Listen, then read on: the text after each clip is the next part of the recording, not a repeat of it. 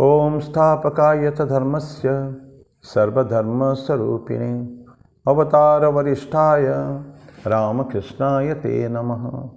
जननीं शारदां देवीं रामकृष्णं जगद्गुरुं पादपद्मे तयोः श्रित्वा प्रणमामि मुहुर्मुहुः।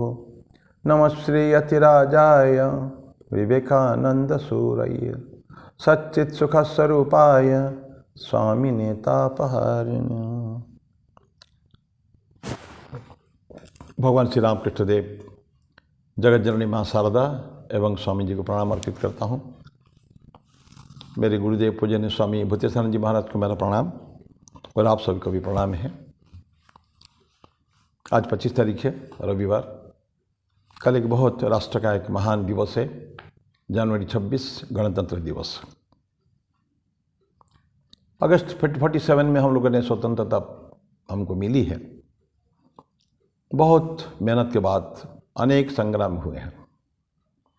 1757 में शुरू कर सकते हैं हम लोग संग्राम, नॉट 1857। 1857 में तो जो हुआ था हम सभी को जानती, इतिहास बताता है। लेकिन 1757 में ठीक 100 साल पहले एक उड़ीसा में एक पाइक विद्रोह हुआ था। जस्ट अंग्रेज तब तो आए हैं, ज़्यादा दिन नहीं हुआ, जस्ट तो एक पाइक विद्रोह हुआ था।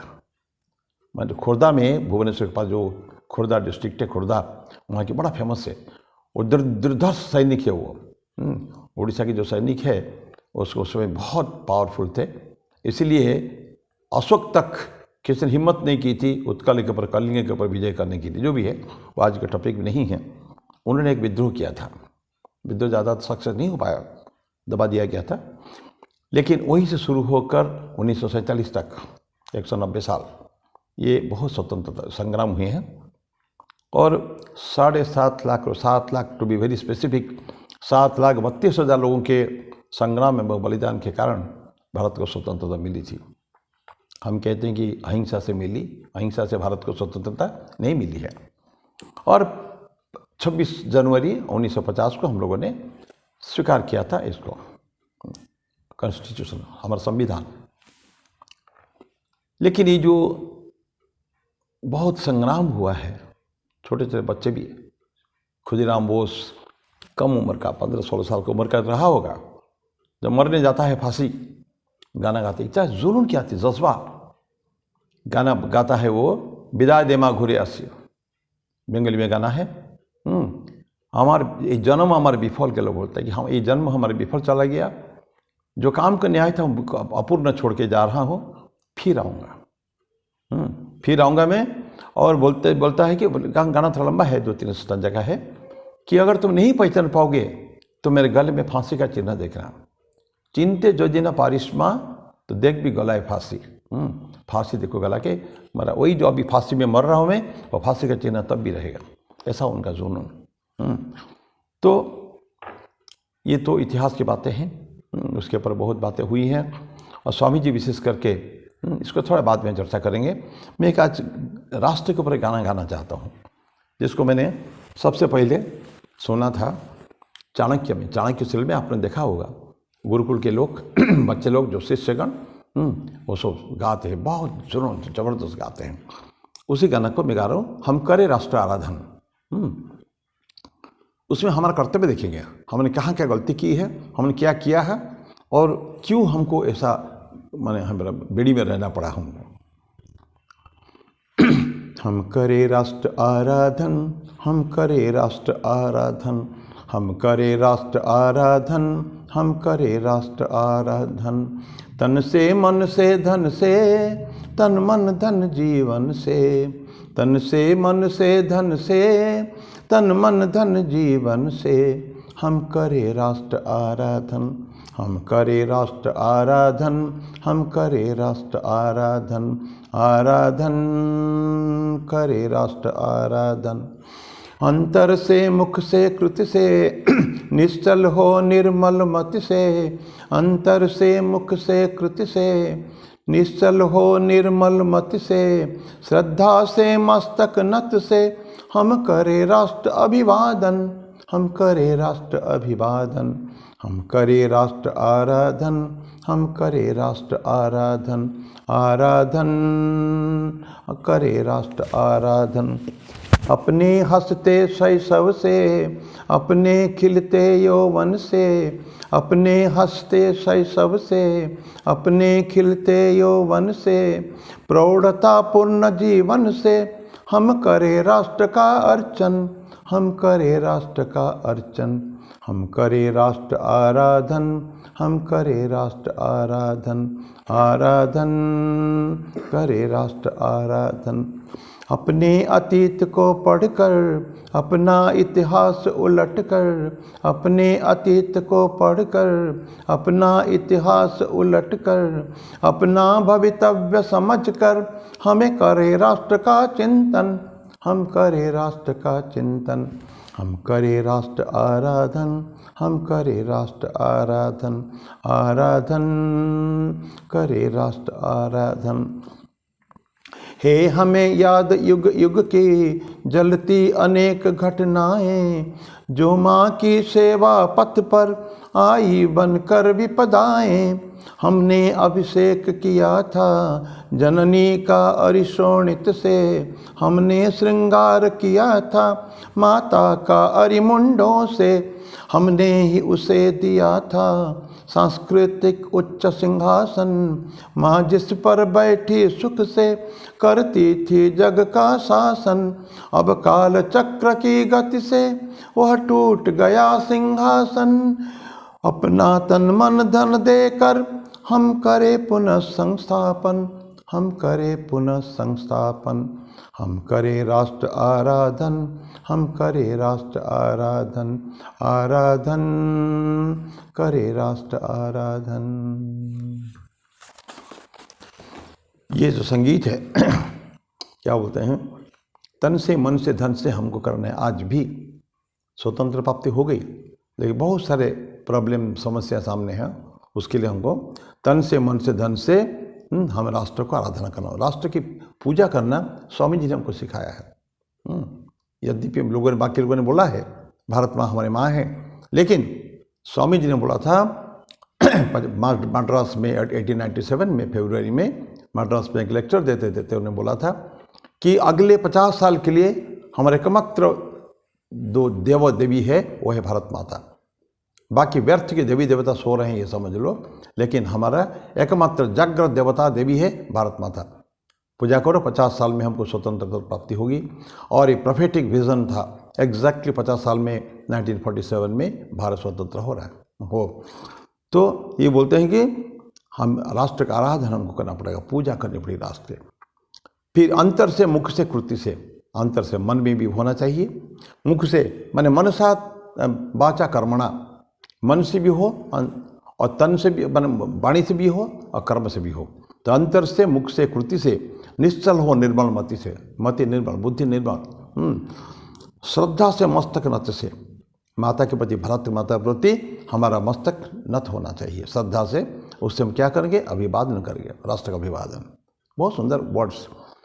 नेक्स्ट, अपने हंसते शैशव से, अपने खिलते यौवन से और प्रौढ़तापूर्ण जीवन से हम करें राष्ट्र का अर्चन, राष्ट्र की पूजा करेंगे। कैसे करेंगे, छुटपन में भी, बालपन में भी, शिशु शैशव अवस्था में भी हमको करना है, जिससे कई लोगों ने किया है।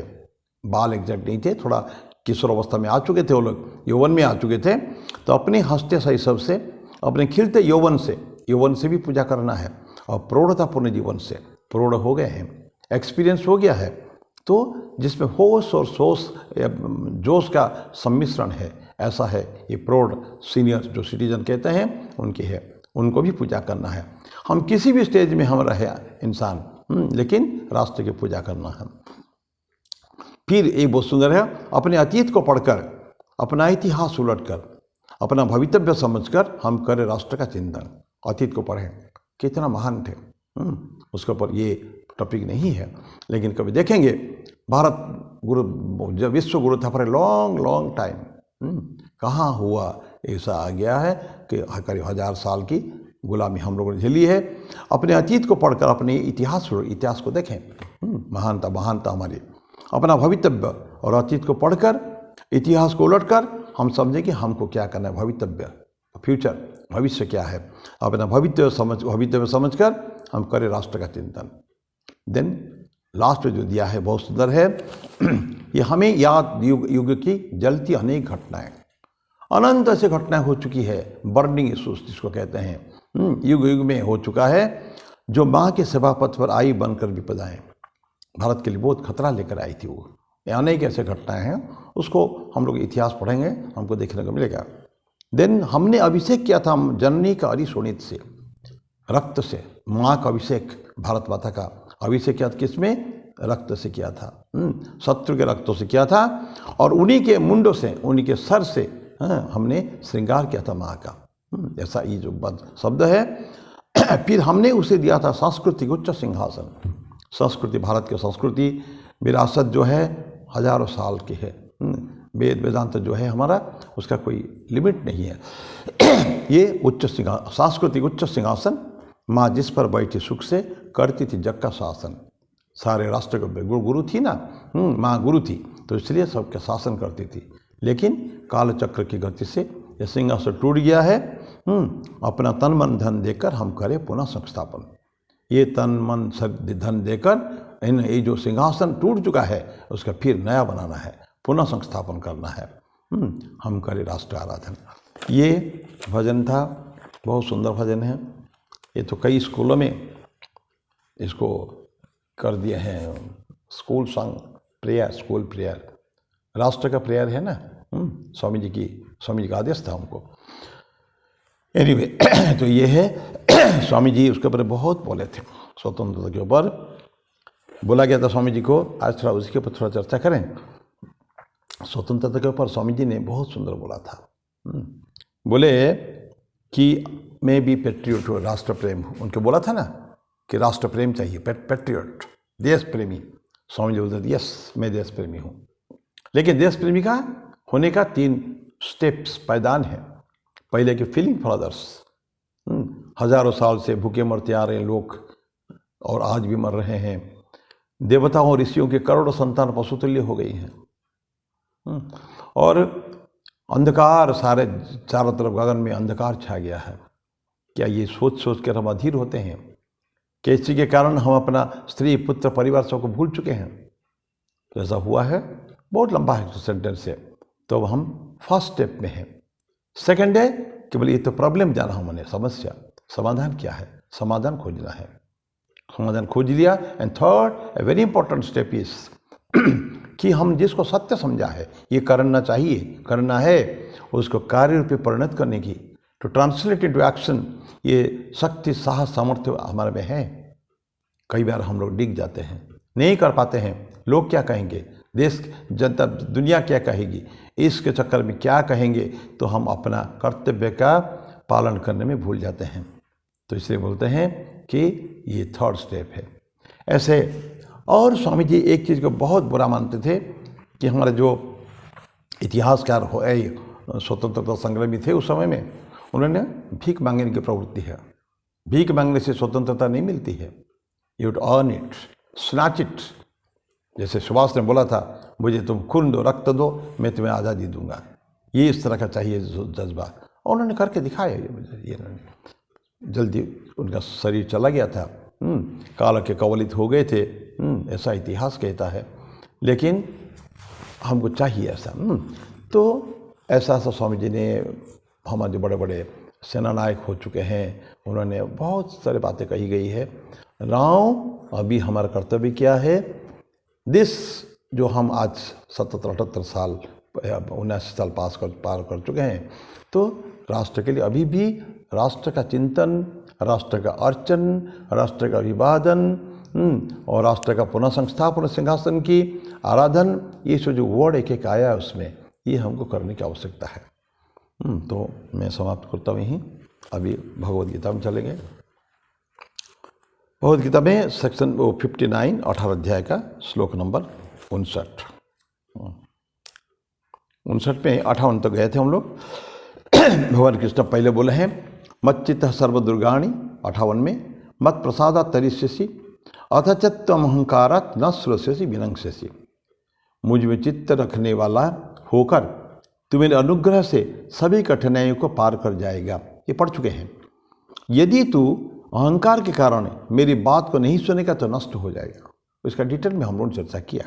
अभी 59 फिर भगवत यद अहंकार आश्रित्य न युत्स्येति मन्यसे मिथ्यैष व्यवसायस्ते प्रकृति स्वाम नियोक्ष्यति।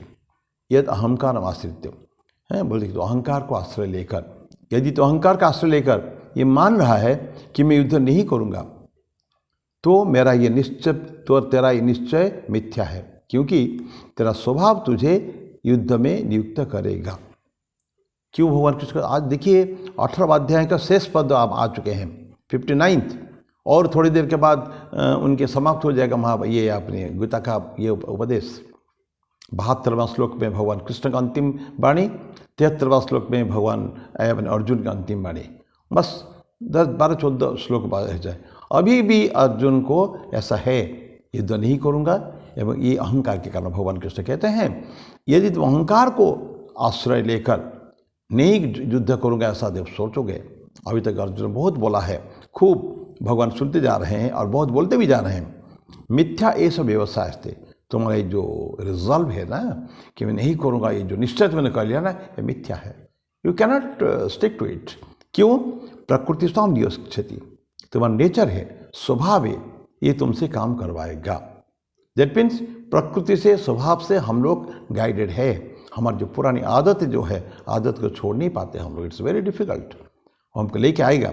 और सेकेंडली हम लोग युद्ध करने के लिए आए हैं यहाँ। हमारे कर्तव्य को समझना ही, आगे क्या पड़ा है। बहुत युद्ध रोकने की कोशिश हो, चेष्टा की गई थी। यहाँ तक कि मिनिमम डिमांड इन्होंने कर दिया था, 5 भाइयों को 5 गांव दे दो, आधा राज्य जरूरत नहीं है। भगवान कृष्ण स्वयं ही दूत बन के कुरु राज्य सभा में गए थे और बोला था कि हमको सिर्फ 5 गांव दे दो। बता दिया था ये 5 गांव चाहिए, और लोग 5 गांव लेके खुश हो जाएंगे। लेकिन दुर्योधन का था कि मैं सूच्यग्र, एक सुई के नोक बराबर में जमीन भी नहीं दूंगा मैं। और भगवान कृष्ण को बंदी बनाने चला था। तो भगवान कृष्ण ने उनको दिखाया था, अपना विश्वरूप दिखाया था वहाँ। तो ये सब हो चुका है। उसके बाद भी आए हैं युद्ध करने के लिए। 18 अक्षौणी सेना लेकर 11 + 7, 11 कौरवों के पास, 7 पांडव के पास, कम सेना, लेकिन एक कॉन्फिडेंस है। द सॉलिड सपोर्ट क्या है? भगवान कृष्ण उनके साथ है। निहत्या, भगवान कृष्ण अस्त्र नहीं उठाएंगे कभी भी। सारथी बने हैं अर्जुन के, ड्राइवर बोले हैं वो बने हैं, लेकिन उनके प्रेजेंस, सिर्फ उनके दिव्य उपस्थिति ही उनको एक सॉलिड सपोर्ट दे रहा है कि हमको हारना नहीं है। ईश्वर हमेशा धर्म के पक्ष में है, या तो धर्म तथा जय, ये बात है। तो ये अहंकार को आश्रय करके तुम नहीं युद्ध करोगे ऐसा बोलोगे तो मिथ्या है, तुम्हारा ये रिजल्ट बेकार जाएगा। क्योंकि तुम्हारा नेचर है प्रकृति, उसके बारे में चर्चा करेंगे थोड़ी सी। तुम्हारा प्रकृति है युद्ध करने का। क्षत्रिय के बारे में, क्षत्रिय का प्रकृति क्या है, क्षत्रिय का कर्तव्य क्या है, उसके बारे में भगवान कृष्ण बहुत बोल चुके हैं। अगर ना युद्ध करेगा लोग क्या कहेंगे? बदनाम करेंगे, तरह तरह की बातें करेंगे, का पुरुष ये सब भी कहेंगे। तो ये सब चीज़ें भगवान कृष्ण बोल चुके हैं ऑलरेडी, उसके ऊपर चर्चा नहीं करेंगे। तो ये तेरा निश्चय मिथ्या है, तेरा स्वभाव तुझे युद्ध करवाएगा। ये उनका हुई है। अभी थोड़ा सा उस पर चर्चा करें। एक उदाहरण लेते हैं जो नेचर के बारे में है। एक आदमी का जो कर्तव्य अलग अलग जगह में अलग अलग हो जाता है। कर्मयोग में स्वामी जी बोलते हैं कि एक सैनिक जो युद्ध क्षेत्र में है, जो वार में है, जो वार चल रहा है तब जितना ज़्यादा सैनिक मारेगा दुश्मन पक्ष के, उतना उसका वो है, बड़ा बड़ा अवार्ड मिलेगा उसको। Because he skilled people from the other side at the time of war.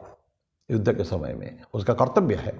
सैनिक का कर्तव्य या क्षत्रिय का कर्तव्य है उसको अरि को समाप्त करने का है, उनके रक्त से वो करना है। अभी गाना सुना ना हमने, अभी से क्या था, जननी के अरि शोणित से, जो शुद्ध, जो युद्ध करने वाले जो सैनिक है, ये दुश्मन है, उसके रक्त से हमने माँ को नहलाया था। ये हमने उदाहरण देखते हैं दुशासन के जांग तोड़कर रक्त लेके गया था वो। नहीं, उसे बाहु को ये करके तोड़कर लेके रक्त पिलाया था द्रौपदी को। इस तरह का है। तो ये सब क्षत्रिय का कर्तव्य है। भगवान कृष्ण को पहले समझा चुके हैं, फिर से समझा रहे हैं। तो जितना आदमी को मारेगा उतना उसको बहादुरी है। लेकिन वही व्यक्ति जो गांव में आया है, छुट्टी में आया है, किसी के साथ कुछ तकरार हुआ, अगर उसने कुछ मर्डर कर दिया तो क्या होगा? उसको कोर्ट में केस चलेगा। एगम मर्डर केस दफा 302, section 302 of Indian penal code. तो अभी पेनल कोड नाम बदल चुका है। तो उसके हिसाब से उनको मृत्युदंड भी हो सकता है एक व्यक्ति को मारने पर।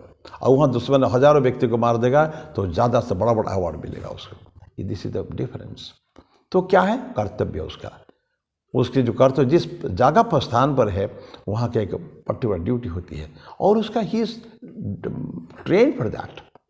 लेकिन एक छोटा बच्चा, हम उदाहरण ले रहे हैं, छोटा बच्चा शिशु है, शैशव, उनको कुछ समझ में आता नहीं सो, तो उसके सामने एक मृत्यु अगर मर्डर हो जाता है, वो हंस भी सकता हो बच्चा, लोग देख के हंस सकता है, क्योंकि उसको कुछ समझ में नहीं आ रहा है। ये जो हंसेगा, मर्डर उनके सामने हुआ था, ये सिंपली वो कुछ रिजेक्ट कर देता, मैंने कोई बोल नहीं सकता कुछ भी, ये उसका वो नहीं है। ये किसके लिए है? ये है कि उसका तो ईगो नहीं है, बिल्कुल अहंकार बिल्कुल नहीं है, जानता कुछ नहीं। He doesn't know what murder is, he doesn't know ये सब पाप कर्म क्या होता है। बच्चे मन के सच्चे होते हैं ना, तो कभी भी गलत काम कभी कर नहीं सकता, कभी वो रॉन्ग डीड्स कभी कर नहीं सकता, और जो कर ही नहीं सकता तो उसका समझ भी नहीं सकता, उसको ये कैपेसिटी नहीं है। इसे जो ईगो नहीं है उसका, इसीलिए क्या होता है, वो गलत काम कर नहीं सकता। तो इसीलिए कि अर्जुन का वही हाल हुआ नहीं, अर्जुन का नहीं। नंबर 1 ईगो नहीं है। सेकेंड, जो इनहेरेंट टेंडेंसी जो होता है उसके घर में कुछ मैंने सर आपने धीरे धीरे जैसे जैसे उम्र बढ़ता है ना, कुछ परिवर्तन होता है, हमारा हार्मोनल चेंजेस होता है, तो अंदर की एक स्वभाव होता है वो भी बदलता रहता है। जो बिल्कुल छोटपन में बिल्कुल नहीं जानता था, हर चीज़ उसके धीरे धीरे ज्ञान भी हो रहा है, समाज के बारे में, रिलेशंस के बारे में, मेरा कर्तव्य के बारे में, विभिन्न के संबंध में उसको धीरे धीरे ज्ञान हो रहा था। तो वो इनर टेंडेंसी जो है ना उसका लैटेंट है, अभी अंदर ही है, अभी तक बाहर नहीं निकला है। अभी किसमें? नर्सलिंग कहते हैं उसको, बेब, छोटे बच्चा जो है ना, वो सिर्फ माँ को प्यार चाहिए, माँ का प्यार, और बस थोड़ा स्तनपान करे या धीरे धीरे भोजन कराए, ये कराए, देन खेलेगा, ये लेके टॉय लेके खेलेगा, या जो भी लेके आजकल मोबाइल में खेलते हैं, कुछ भी करते हैं, एनीथिंग जो उनका माँ उनको सप्लाई दे दे उसको लेके खेला, यही उनका कर्तव्य है। वो कुछ समझता नहीं है, तो ये उसके कारण एक बच्चा जो है ना कुछ कह ही नहीं पाता है। उसको कि उसका वॉइस उसका आएगा नहीं, कभी उठा ही नहीं सकता कभी उसके बारे में, ये मॉडल के बारे में, ठीक है ना। तो क्योंकि नंबर ईगो जहाँ नहीं है, अहंकार नहीं है, वो एजेंसी भी आता नहीं है। एजेंसी पता क्या होता है? जैसे ये काम को मैंने किया, मैं नहीं होता तो काम नहीं होता, तो एजेंसी हो गया, मेरे द्वारा ही ये कर्म किया गया। अहंकार, ईगो जो आता है, ईगो आते हैं, उसे एजेंसी का भाव आता है कि ये तो मेरे द्वारा किया गया, ये सब, ये इतना सालों से जो काम हुआ, ये जो काम हो रहा है सब मैंने किया, तो ये एजेंसी का भाव है। और कुछ लोग बोलते हैं मैं अगर नहीं होता तो क्या होता। हनुमान जी की एक बात हम पढ़ते हैं, लंका में हनुमान जी देखते हैं अगर मैं नहीं होता क्या होता वहाँ। हनुमान जी के जो प्रेजेंस हुआ, माँ सीता को मिलने गए हैं, उसके बाद सब जो युद्ध किया, उजाड़ दिया बाग को, उसका बेटा आया, इत्यादि इत्यादि बहुत सारे होता है। देन उसके बाद जलाया, सारी लंका को जलाया। तो ये अपना सोचता है ना, ये सब मैंने किया। तो ऐसा कभी पढ़ेंगे कि अगर मैं नहीं होता तो क्या होता? कुछ नहीं होता, कुछ नहीं होता। ये उसका अहंकार के बल है और कुछ नहीं है। तो यही बोलता है कि ये मॉडल के बारे में बच्चा कुछ जानता नहीं है, इससे उसके ईगो भी नहीं है, और कोई भी कर्म गुड और बैड ये एट्रीब्यूटेड टू इसी के अगर ईगो। जो फ्री फ्रॉम ईगो है, जिसको कोई अहंकार नहीं है, बच्चा नहीं समझता है अच्छा क्या है बुरा क्या है, this is good and this is bad, ये पाप है पुण्य है, ये भेद बच्चा को पता नहीं है। बच्चा कब सीखता है? धीरे धीरे समाज में रह के सीखता है। इसलिए बच्चे को संस्कार क्या देते हैं हम? बच्चों को यही संस्कार देना चाहिए जो घर में हमारे जो हिंदू संस्कृति जो है, हमारा व्यवहार कुशलता, लोक व्यवहार और कैसे लोगों के साथ व्यवहार करना चाहिए, हमारा चरित्र कैसे होना चाहिए, इत्यादि इत्यादि बातें हम पढ़ाते हैं। किसी का उदाहरण देखें, शास्त्र का उदाहरण, वही पुराण इतिहास, भगवद गीता, रामायण, महाभारत इत्यादि इत्यादि जो है उसको देख के बच्चा को समझाते हैं कि ये तुम्हारा कर्तव्य है, किस किस सिचुएशन में क्या क्या कर्तव्य करना पड़ेगा ये हम देखते हैं। और महापुरुषों की जो बड़े बड़े व्यक्ति हो गए उनकी कहानी सुनिए। नरेंद्रनाथ दत्त, विवेकानंद जो हुए हैं, दादी माँ से बचपन में सुनते थे, माँ से सुनते थे, पूरा रामायण महाभारत कहानी सुना करते थे, सब उनको याद था। रामकृष्ण परमहंस देखिए, शिवाजी महाराज माँ जीजाबाई से सीखी है। कितना माँ महिषी महिलाएं हो चुके हैं जिन्होंने अब संस्कार के कारण अपने बच्चे को बड़ा किया है। इतिहास भरा पड़ा है ऐसे लोगों की कहानी से। महाराणा प्रताप देखिए, कितना नाम लेंगे हम लोग। और शिवाजी बेटा संभाजी महाराज टुकड़े टुकड़े कर दिए, आंखों को अग्नि से जला दिया उन्होंने, लेकिन कभी उन्होंने बोला नहीं कि मैं इस्लाम बनूंगा, मुसलमान बनूंगा, धर्म परिवर्तन करूंगा। मर गया, शरीर का टुकड़ा टुकड़ा कर दिए, लेकिन धर्म नहीं गया। गुरु गोविंद सिंह के साथ ऐसे ही हुआ, गुरु तेग बहादुर के साथ नौवें गुरुदेव ऐसे ही हुआ। गला काट दिया उनका, शहादत हो गई। उनके 3 भाई दोस्तों के साथ, भाई सतीदास, भाई दयालदास, भाई मतीदास, 3 उनका शिष्य साथी एवं उनका खुद का शहादत। गुरु गोविंद सिंह के 4 बेटों का शहादत। गुरु गोविंद सिंह का फिर बाद में मरते हैं, इसी से ही आतताई के चक्कू से मरते हैं। तो ये सारे इतिहास क्यों पड़ा हुआ कि एजेंसी का भाव है और अच्छा क्या है बुरा क्या है ये बात है। तो इसलिए बोलते हैं कि बच्चा इसको नहीं कर सकता, लेकिन बड़े व्यक्ति जो है इसको धीरे धीरे कर सकता है। जो आदमी जो बड़ा होता है ना, उसका धीरे धीरे क्या होता है, एक ड्यूटी बन जाता है। वो बन रही उसके इविल समझ सकता है, कॉग्नाइज कर सकता है वो समाज में। बच्चा इविल क्या जानता नहीं है, इसीलिए उसका उसका ईगो नहीं है, एजेंसी नहीं है, इसीलिए वो एक्ट भी नहीं कर सकता। It cannot. बट जो चाहे क्षत्रिय हो, ब्राह्मण हो, वैश्य, शूद्र कोई भी हो, उनको आइडिया हो क्या ये पाप ही है, पुण्य है, ये बुरा ही अच्छा है, this should be done, this should not be done, तो उस पर ही कैन रिएक्ट। समय पड़ने पर केवल क्षत्रियों ने लड़ाई की ऐसा नहीं है, और दूसरे लोगों ने भी लड़ाई की है। हम चाणक्य उसका उदाहरण ले सकते हैं, परशुराम का उदाहरण ले सकते थे। परशुराम तो ब्राह्मण था, ब्राह्मण संतान था, और बहुत बड़ा बच्चा नहीं था जब सहस्त्रबाहु अर्जुन अत्याचार करता था सारे उनके ऊपर, उनके पिताजी के वहाँ। तो ये सब उन्होंने देखा, देखने के बाद उसने बहुत ज़्यादा ज़बरदस्त फाइटिंग किया। बालक है, तलवार लेके खूब लड़ रहा है, महावीर की भांति लड़ रहा है। भगवान शिव उसको लेके जाते हैं कैलाश, उनको ट्रेनिंग देने के लिए। राम, तो उनका नाम था राम, राम तुमको आना है, ट्रेनिंग चाहिए, कौन देगा, मैं दूंगा। चलो कैलाश में लंबे समय को रखते हैं, और क्या व्हाट कंडीशंस, किस परिवेश में उनको वो देते हैं ट्रेनिंग, देखना। तो उसके बाद जाके उनको ये सेटिस्फाइड, फिर उसका परशु देते हैं, उसका नाम उसका परशुराम होता है। तो ऐसा चाहे ब्राह्मण, क्षत्रिय, वैश्य, शूद्र कोई भी हो, कोई कर्तव्य का पथ पर कभी भी वो डिगते नहीं, कभी भी दे एक्ट इस सिचुएशन में कभी भी वो लड़ते रहते हैं। तो अर्जुन का क्या कर्तव्य था, लॉर्ड क्या अर्जुन को क्यों बोलते हैं, भगवान अर्जुन को बोलते हैं, बोले ते आए हैं अर्जुन तुम क्षत्रिय हो, क्षत्रिय का कर्तव्य तुम नहीं निर्वहन करोगे तो तुम अपमान के पात्र होगे, तुम बदनामी तुम्हारी होगी। यही आज भी वही बोलते हैं। क्या बोलते हैं, बोले नहीं यहाँ श्लोक में नहीं है, लेकिन उनका कहने का मकसद है, तुम तो अर्जुन इसी में तो ट्रेनिंग हुआ है, गुरु द्रोणाचार्य के पास रहकर तुम लोगों ने यही तो सीखा था। क्या सीखा था, शांति करने के लिए नहीं है, भिक्षान्न में जीवन काटना नहीं है, रक्त रंजित सिंहासन नहीं लूँगा ये कहना नहीं है, जो अर्जुन बोला है फर्स्ट चैप्टर में से बोला है, मैं तो इनको मारने की बजाय मैं भीख मांग के खा लूँगा, मैं उसमें मेरे को शांति मिल जाएगी, लेकिन ये रक्त सिंहासन नहीं लूँगा जिसमें हजारों लाखों लोग मरेंगे, उनकी पत्नियां विधवा होंगी, वर्ण संकर होगा, और इत्यादि बहुत सारे क्या क्या जस्टिफिकेशन दे रहा है अर्जुन। कृष्ण सुन रहे हैं उसको, स्माइलिंगली सुन रहे हैं और बोले हैं, बहुत सारे बोले हैं अभी तक। तो ये बोलता है कि तुमने तो इसी है, तुम्हारा अटेनमेंट क्या है, क्या तुम पाए हो, तुम्हें क्या ये कि अपोज द एविल, अत्याचार प्रतिकार करने का, बुराई का प्रतिकार करने का, बुराई को छोड़ देना नहीं है, क्षमा करना नहीं है। क्षमा वीरस्य भूषणम ठीक है, लेकिन कब है, जब शांति है तो तब ठीक है। बाई चांस कभी गलती हो गई होगा, लेकिन हमारे माता बहनों का अत्याचार ऊपर अत्याचार हो रहा है, आगजनी हो रही है, उसको क्या कहते हैं, आतताई कहते हैं।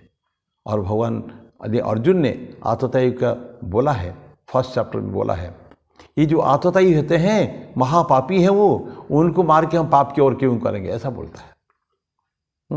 तो आतताई है, मतलब वो जितना गलत काम हो सकता है उन्होंने तो किया है, जानते हैं ना कौरव ने क्या नहीं किया। अर्जुन ने अपने पांडवों को मारने के लिए सारे षड्यंत्र कर डाला, उन्होंने आग में जलाने के लिए, इसको भीम को विष देने के लिए तरह तरह की उन्होंने किया है। तो उनको भगवान कृष्ण के कारण तो बचे हैं वो। अब अर्जुन क्या बोला, ना उसको मारना नहीं है, पापी है वो, ऐसा है। इस तरह की बातें बोला कि तुमको कहाँ से मिला है, ट्रेनिंग मिला है गुरुद्रोण से या जहाँ से मिला है। वो विश्व का सबसे बड़ा धनुर्धारी, ऐसा करके द्रोणाचार्य ने उसका आशीर्वाद दिया था, बोला था। सब everybody was happy, he was a great fighter, arch fighter for the Pandavas. इसलिए तो इसमें लफड़ा हो रहा है। अर्जुन जो युद्ध करने के लिए मना करता है, तो अर्जुन भगवान कृष्ण क्यों मैसेज दे रहे हैं, कोई सड़ा बड़ा थर्ड क्लास आदमी को नहीं देते शायद, ये तो अर्जुन उस लायक था। तो बोलते कि तुमको तो इविल को डिफेंड ये करना चाहिए, प्रतिकार करना चाहिए, सामने खड़े हो, फाइट, मुझे स्मरण करो, फाइट करो। माँ मनुस्मर युद्ध च, फाइटिंग का तो जो लड़ना तो है ही है, ये बताते हैं। तो मैं अभी आज यही अभी है, थोड़ा आधा बाकी है, बहुत सुंदर सब ये है उसका उदाहरण के साथ। तो इसको जहाँ एक समाप्त करते हैं, तो नेक्स्ट टाइम में उसको फिर हम आगे लेंगे। मैं बारीक बारीक आधे में। ओम शांति शांति शांति। हरि ओम तत्सत। श्री राम कृष्णार्पणमस्तु।